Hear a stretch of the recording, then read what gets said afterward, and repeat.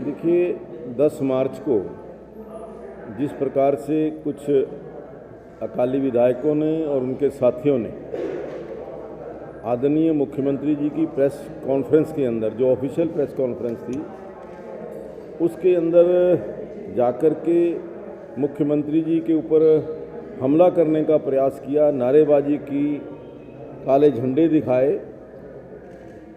हमने कहा कि लोकतंत्र के अंदर हर व्यक्ति को प्रोटेस्ट करने का अधिकार है, हर व्यक्ति को अपना विरोध करने का अधिकार है, लेकिन दूसरे के भी व्यक्ति के भी कुछ अधिकार हैं, कुछ उनकी प्रिविलेजेस हैं। जिस प्रकार से ऑफिशियल प्रेस ब्रीफिंग के अंदर जाकर के हमला करने का प्रयास किया, डिस्टर्ब करने का प्रयास किया, और विधानसभा परिसर के अंदर जो हरियाणा विधानसभा का परिसर है वहाँ जाकर के जिस प्रकार से उन्होंने किया, उसके बारे में हमारे जो मार्शल हैं, जो हमारे सिक्योरिटी के इंचार्ज हैं, उन्होंने एक कंप्लेंट जो संबंधित थाना है, पुलिस स्टेशन है, उसके अंदर दी थी। और आज मुझे जो जानकारी मिली है, वहाँ पर FIR लॉन्च हो गई है 9 विधायकों के खिलाफ, और उसके अलावा जो अन्य लोग थे उनके खिलाफ FIR हुई है।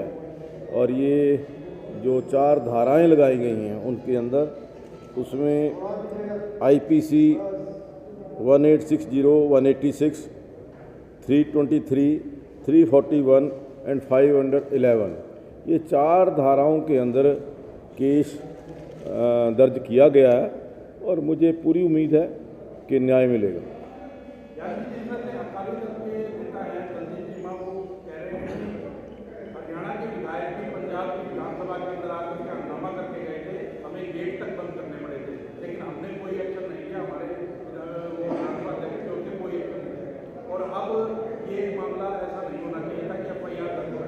नहीं, जिस प्रकार से मुख्यमंत्री जी के ऊपर हमला करने का प्रयास किया, जिस प्रकार से ऑफिशियल प्रेस ब्रीफिंग के अंदर डिस्टर्ब करने का प्रयास किया गया, जिस प्रकार से वहाँ पर जो विधानसभा का, हरियाणा विधानसभा परिसर है, उसमें जाकर के किया, मैं समझता हूँ कि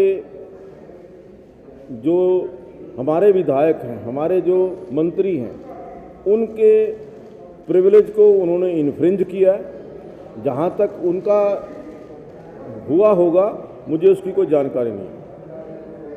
एक कमेटी भी आप लोगों ने गठित करी है, विधानसभा ने गठित करी है, सर क्या कुछ उस पर अभी कुछ आया है? नहीं, देखिए, अभी एक 3 सदस्यीय कमेटी का गठन हुआ है, उसकी रिपोर्ट मुझे लगता है कि कल तक आ जाएगी।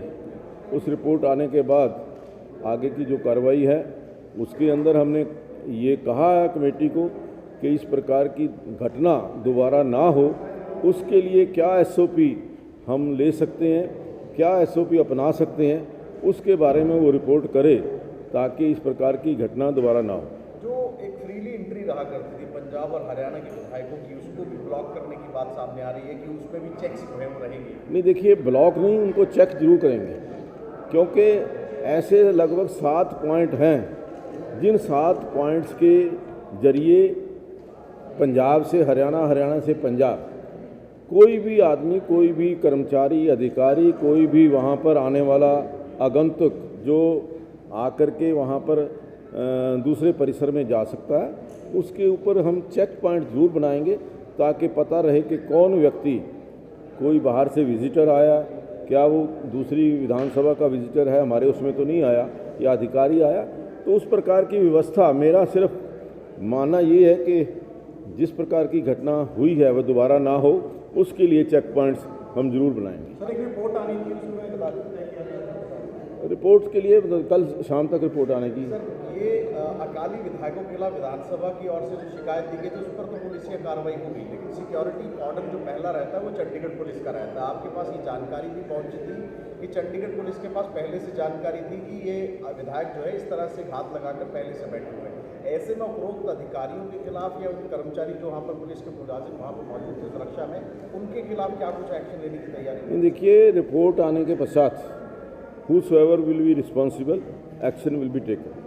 पंजाब जो हरियाणा और पंजाब के संयुक्त कानून थे, उनसे वो नाम हट गया है जो आप हाँ, वो विधेयक जो है वो पेश हो गया है, कल डिस्कशन होगा, उसके अंदर वो कल पास हो जाएगा।